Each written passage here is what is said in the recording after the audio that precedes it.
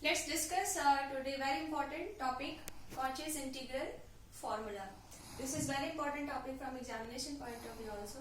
Every year one question has been asked from integral formula. So let's see the statement. If fz is analytic within and on a closed curve C and A is any point within C, then f is equal to 1 by 2 pi I integration over C fz upon z minus a dz. So what is the statement of Cauchy's integral here? Ki if fz is analytic where? Within and on a closed curve C. If you are taking this curve which is closed and the function is analytic within and on its boundary, and A is any point within C, and this A is point within this circle, within this closed curve, then we have to prove कि f a is equal to 1 by 2 pi I integration over C fz upon z minus a dz. Okay, so let's prove it. So first we have taken this closed curve C and A is entirely inside this closed curve. So here we see, here we can see in RHS this is our function. Capital Fz, we can suppose here fz upon z minus a is everywhere analytic.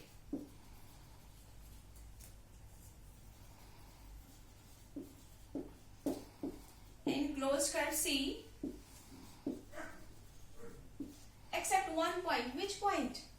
I already discussed in my previous lecture.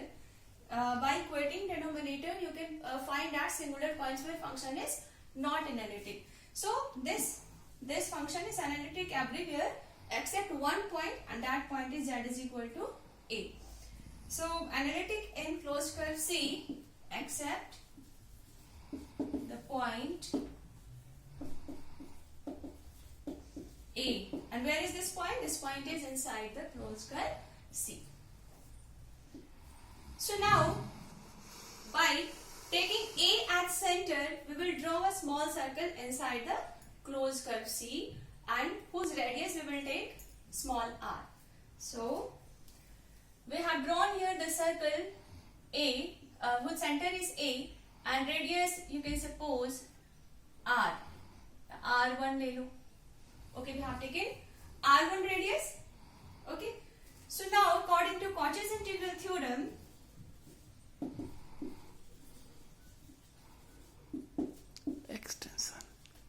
Cauchy's integral extensor theorem, we have already discussed about Cauchy's integral theorem in my previous video. Here, using Cauchy's integral extensor theorem,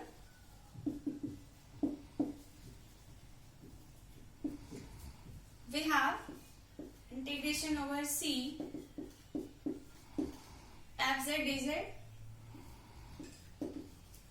is equal to integration over C1 fz upon z minus a dz. Both are equal according to Cauchy's integral extension theorem. So now we have to prove if this part is equal to 2 pi I fa, then our motive will be cleared here.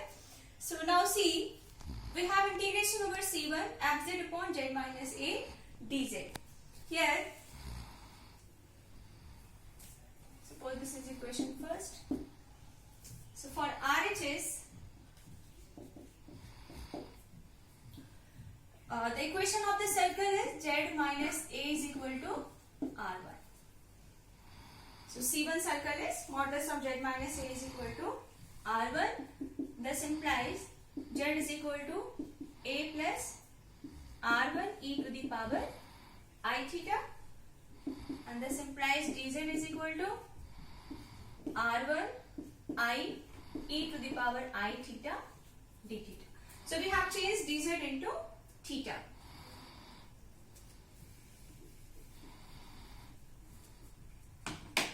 Now integration over C1 fz upon z minus a dz is equal to fz. So in place of z, what can we write? We can write a plus r1 e to the power I theta upon z minus a can be written as r1 e to the power I theta, and dz can be written as r1 I e to the power I theta d theta. And what about limit? So we have taken the whole circle, so limit will be 0 to 2 pi. So r1 cancel, e to the power I theta cancel. So this is 0 to 2 pi f of a plus r1 e to the power I theta. I is constant, you can write outside of the integration, and this is dt. So now we have f a plus r1 e to the power I theta, and here with center a we have drawn a circle which is very small, so we can neglect r1. R1 is very close to 0. We can neglect r1. So neglecting this, we have I integration from 0 to pi f a d theta.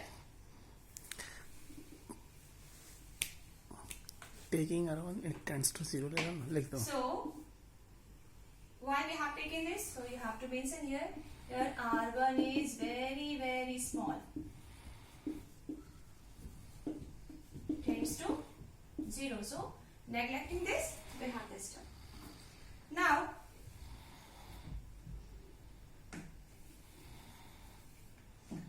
we have I 0 to 2 pi f a d theta.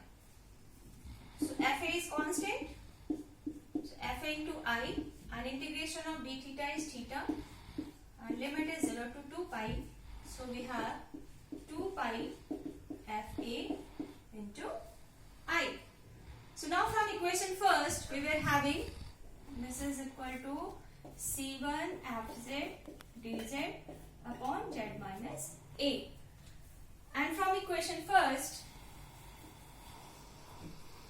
integration over c fz upon z minus a dz is equal to integration over c1 fz upon z minus a dz is equal to 2 pi I fa. This implies, what is fa? Fa is 1 upon 2 pi I integration over c fz upon z minus a dz. So this is called Cauchy's integral formula.